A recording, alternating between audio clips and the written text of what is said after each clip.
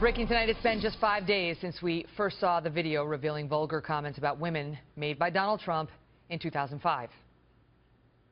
I better use some Tic Tacs just in case I start kissing her. You know, I'm automatically attracted to beautiful. I just start kissing them. It's like a magnet. You just kiss. I don't even wait. And when you're a star, they let you do it.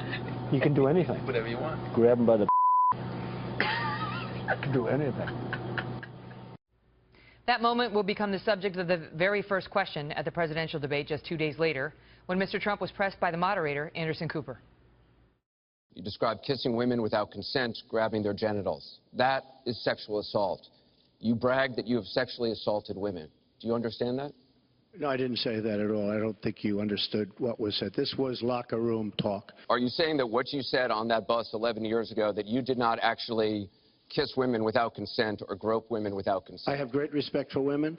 Nobody has more respect for women than I do. So for the record, you're saying you never did that? I said things that, frankly, you hear these things are said. And I was embarrassed by it, but I have tremendous respect for women. Have you ever done those things? Women things? Have respect for me. And I will tell you, no, I have not. Now the Republican nominee is facing new scrutiny tonight as several women come forward claiming they are victims of his sexual advances. First, Jessica Leeds comes forward tonight, who says she was on a flight more than 30 years ago with Trump, wound up sitting next to the young businessman in first class of a commercial air flight. It wasn't until they cleared the meal that somehow or another the armrest in the seat disappeared, and it was a real shock when all of a sudden his hands were all over me. He was like an octopus. It was like he had 6 arms. He was all over the place. And if he had stuck with the upper part of the body, I might not have gotten that upset. But it's when he started putting his hand up my skirt, and that was it. Another woman, Rachel Crooks, also speaking out to the New York Times, saying upon meeting Donald Trump in his building, she was just 22 years old, he, quote, kissed me directly on the mouth. She was a secretary at the time.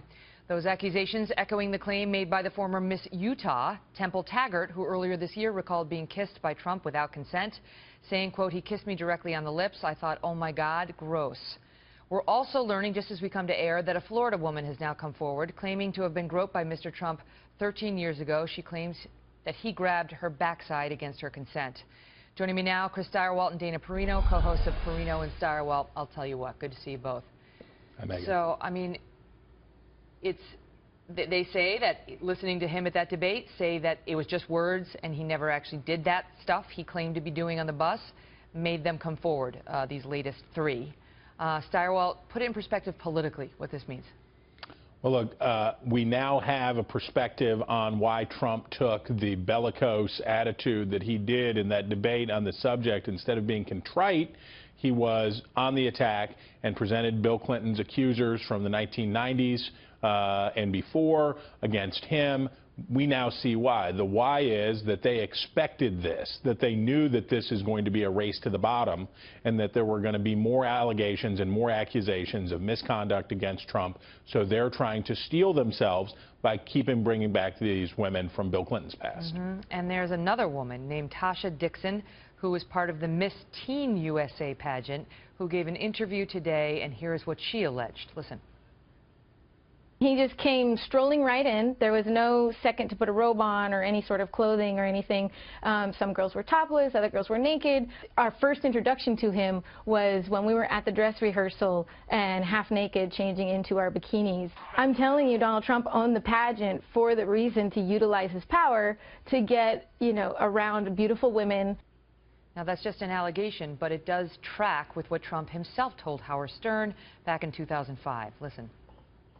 Well, I'll tell you the funniest is that I'll go backstage before a show. Yes. And everyone's getting dressed and ready and everything else. And, no men are anywhere.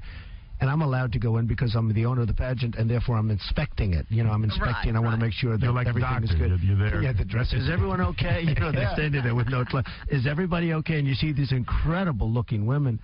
And so I sort of get away with things like that. Dana? So this is a pattern, right? So he says that, he says to Billy Bush, he has said to Howard Stern, is that he loves being a star.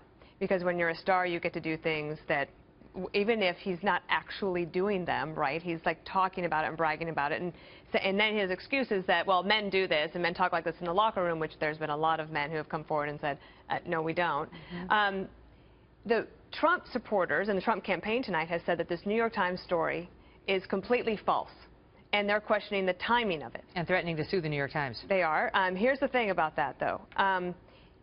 They are expecting now for everybody that will be seeing these interviews with these women to not believe them.